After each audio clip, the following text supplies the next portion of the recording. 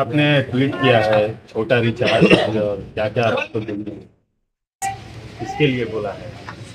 मैंने जब ये मैंने देखा कि दिल्ली के मुख्यमंत्री और उनकी सरकार ये तय की है कि हर ट्यूसडे को वो सुरेंद्र का किताब पढ़ाएंगे, हनुमान चालीसा पढ़ाएंगे, उस पर मैंने ये किया है कि भाई आप लोग बीजेपी से क्या डिफरेंट है। आप में बीजेपी आरएसएस में कोई फ़र्क नहीं है।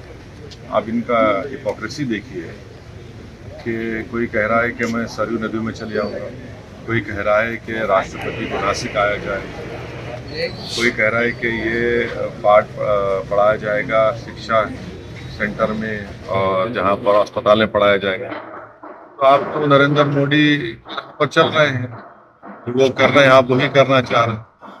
आप में बीजेपी आरएसएस में क्या फर्क है। तो मैं फिर से कह रहा हूँ कि इस देश में मेजॉरिटी कम्युनिटी के वोट को कैसे हासिल किया जाए, उसका कॉम्पिटिटिव हिंदुत्व हो रहा है। और मैं इस देश के मुसलमानों से अपील कर रहा हूँ कि आप लोग देखिए ये जो खेल हो रहा है इसमें क्या हो रहा है बताइए। कॉम्पिटिटिव हिंदुत्व की पॉलिटिक्स को अपनाया जा रहा है। अगर अभी भी इस देश के सेकुलर जहन रखने वाले हमारे हिंदू भाई और मुसलमान जो इसको नोटिस नहीं लेंगे, फिर नुकसान किसका हो। भाई आप शिकायत मुझसे होगी, बताइए इस पर क्या बोलेंगे आप।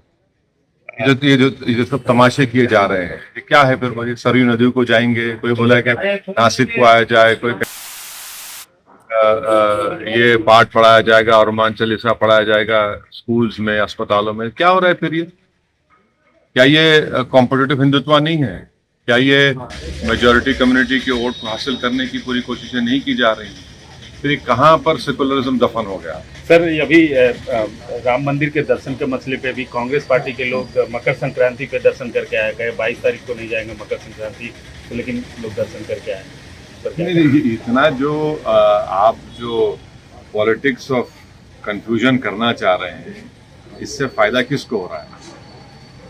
इससे फायदा क्या संविधान में जो सेकुलरिज्म है, प्लुरलिज्म है, डाइवर्सिटी की जो बात होती है, इक्वालिटी की, लिबर्टी की, किसको फायदा हो रहा है।